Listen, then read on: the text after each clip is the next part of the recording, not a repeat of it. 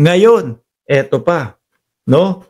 Pag makakabasa tayo ng mga balitang ganito, na dahilan daw po kung bakit dinideny o pinupospon ni Chis Escudero. O sabi pa nga dito sa balita, kapalit ng Senate presidency, Chis tinodas, BP Sara impeachment.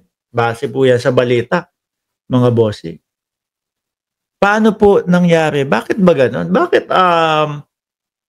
Bakit masasabi na i-delay o kill the impeachment complaint, bakit maglalaro kay Chis Escudero o bakit maaaring magstay bilang Senate President itong si Chis Escudero? Dito po, maliwanag na ipinapaliwanag po yung kanilang nakikita na kumbaga, kasi may mga Duterte di ba? May Duterte block na tinatawag.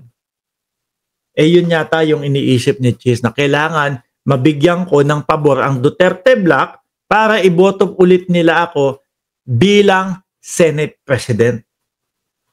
Basahin ho natin. Abante News, June 2, 2025. Kapalit ng Senate Presidency, Chis tinodas, BP Sara impeachment. Nako po.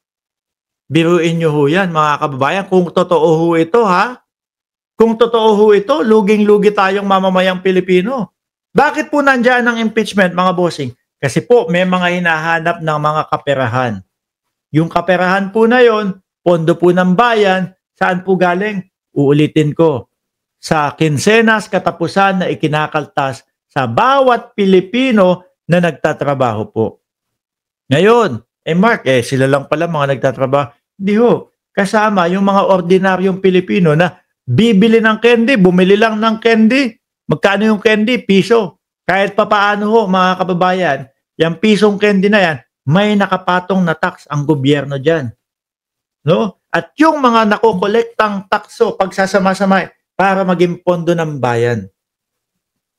Tapos, hinahagilap ng sambayan ng Pilipino, hinahagilap ng 88% ng Pilipino kung saan napunta yon.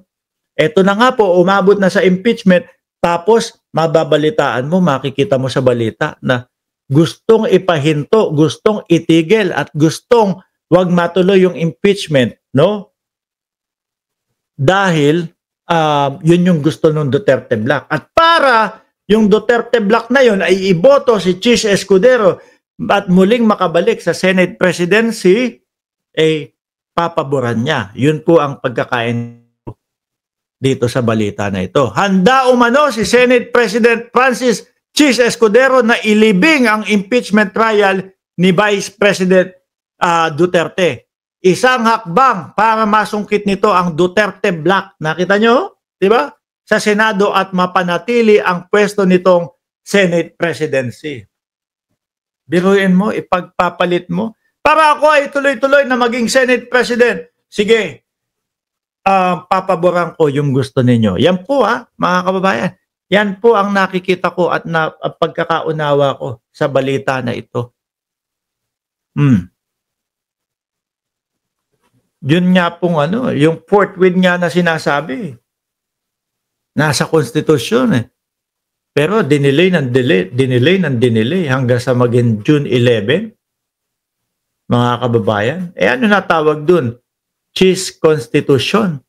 No, hindi na po Constitution ng Pilipinas yun Constitution na ni Chis yun.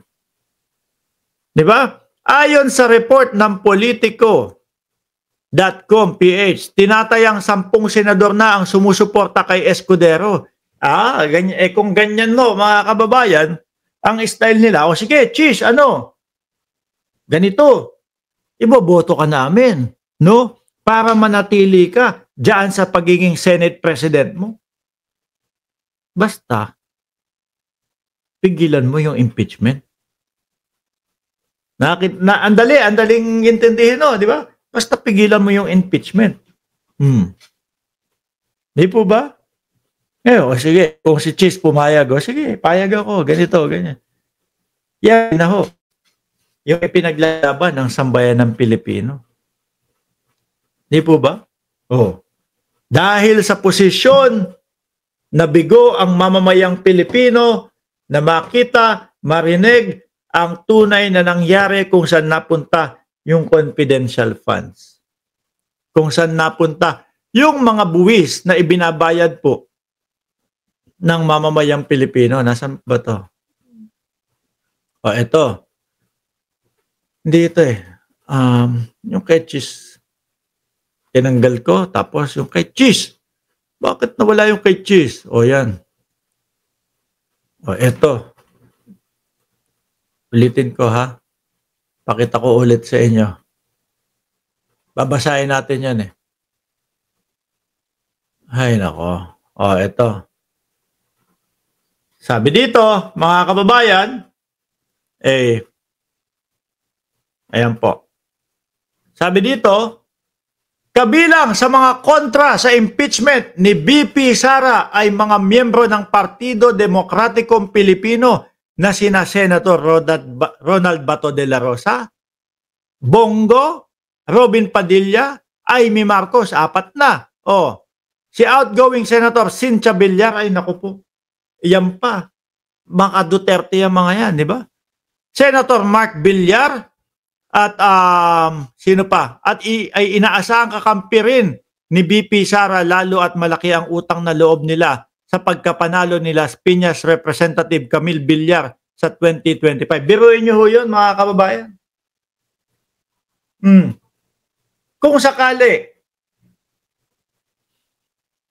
na matuloy nga ang impeachment naman. Tapos nga, dahil nga po 'di ba ang pinagmamalaki po nila mga DDS at pinagmamalaki din po nitong mga ito, lalo na nila Amy Marcos na madami daw po sila. Lugi ang sambayan ng Pilipino ho doon, ha? No? Ewan ko kung bakit kinakaya. Kung bakit kinakaya nitong mga senador na to na harap-harap pa po sabihin sa atin na sila yung magja-judge, sila po yung huhusga kung i-impeach si Sara o hindi nang base po sa ebidensya, pero nasasabi nila ng harapan sa atin nang hindi pa nila nakikita yung ebidensya nang wala pang impeachment na hearing na nangyayari, pero sa kanila wala na agad. Nasasabi nila sa atin ng harapan, mga kababayan, no? Nang ang ibig sabihin lang nila, kaibigan namin yan eh. Hindi namin pwedeng ilaglag yan. Di po ba?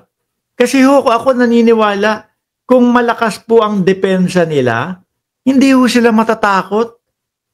Hindi ho nila ipamumukha sa atin, mga bossing, no? Na hindi matutuloy ang impeachment. Baka ako ho, kung ako yung nandoon sa posisyon na i-impeach at alam ko sa sarili ko na kaya ko ipagtanggol ang sarili ko, ako, edi go on. Make money.